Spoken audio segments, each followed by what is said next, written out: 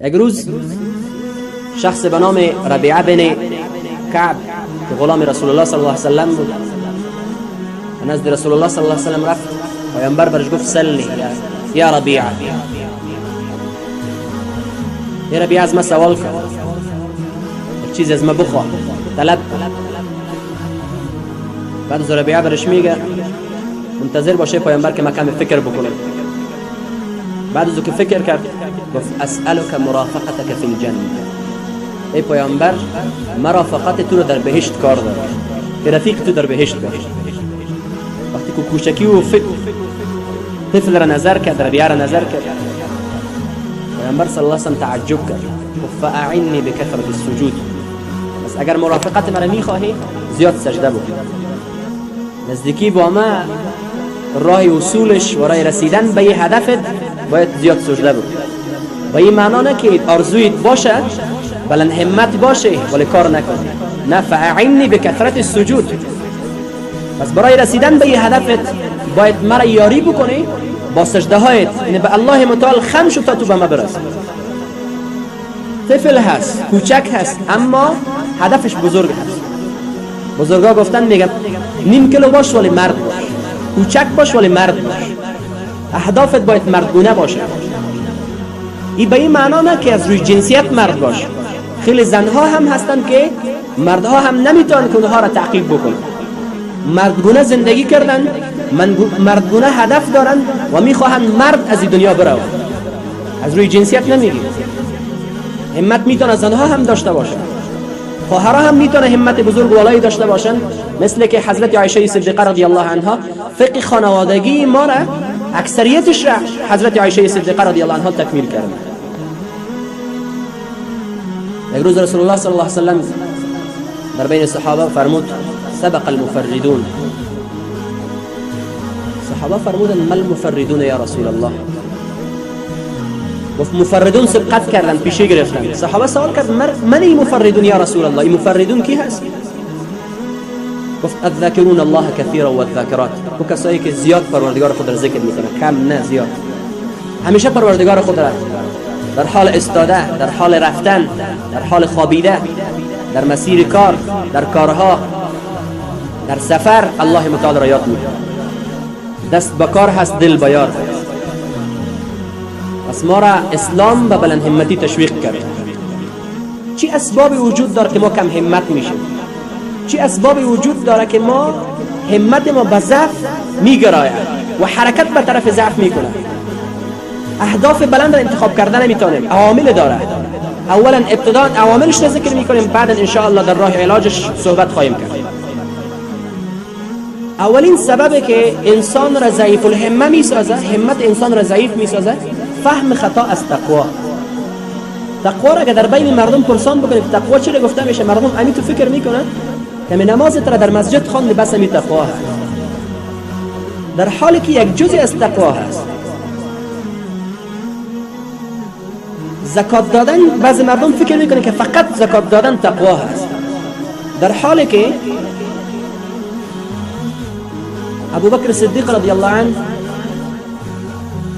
یک روز رسول الله صلی الله علیه وسلم را دید که از دروازه های بهشت یاد میکنه که بهشت چند در داره و چی کسا از کدام دروازه داخل میشه. کسایی که روزدار هست یک دروازه بهشت برایشان صدا میزنه که به دروازه این دروازه داخل شد. کسایی که شب خیزی دارن دیگه دروازه، کسایی که صدقه کردن دروازه خاص دارن و این به طرف بهشت. ابوبکر خب بلند همت هست. رسول الله صلی الله علیه وسلم را میگه ای رسول الله، آیا امکان پذیر هست که بهشت 8 درش مردم را به سوی خود دعوت بکنن؟ میتونیم از 8 در بهشت وارد شویم و میتونیم کسایی باشیم که 8 در بهشت آرزو رو داشته باشه که این انسان از دروازه ما داخل شود؟ گفت تو میتونی ای ابوبکر. گفت میخوام، امیدوار هستم که از اون جمله باشه. یعنی ابوبکر نمیخواد که تنها از دروازه صیام و روزه گرفتن به بهشت داخل شود، میخواد که از دروازه مجاهدین به بهشت داخل شود، از دروازه روزدارها به بهشت داخل شود، از دروازه صدقه کننده ها به بهشت داخل شود. یعنی تنها تقوا روزه گرفتن و نماز خواندن نیست، دوم مشکلی که وجود داره و سبب ضعف همت میشه، انسان کم همت میشه، دون همت میشه، و چی هست؟ حب الدنیا و کراهیت الموت، محبت با دنیا، محبت بیش از حد با دنیا و ترسیدن از مرگ. در دنیا بودن مشکل نداره، اما دنیا در ما نباشه، ما در درون دنیا باشیم، دنیا در درون ما نباشه. ما اگر در دنیا باشیم مشکل نداره، ولی اگر دنیا در داخل ما داخل شد، در درون ما جای گرفت، باز ما را غرق کنه. خیلی از جوانها یا حتی کلانسنها، عام از خواهر و برادر، اهداف کوچک دارند در دنیا، فکر میکنه که ما فقط برای دنیا خلق شدیم.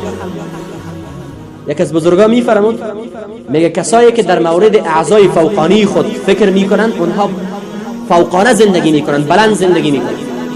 کسایی که اهدافشان از ناف بالاتر است یا از قلب سرمنشه میگیره که روی قلب خود کار بکنم، تقوا در ما ایجاد شود، اندیشه اسلامی در ما ایجاد شود، کار به خاطر فکر اسلامی و مفکوره اسلامی و تنویر اذهان کار بکنم، این انسان ها فوق هستند، انسان ها بلند مرتبه هستند، انسان ها جایگاه بزرگ دارند در بین مردم و در نزد الله متعال.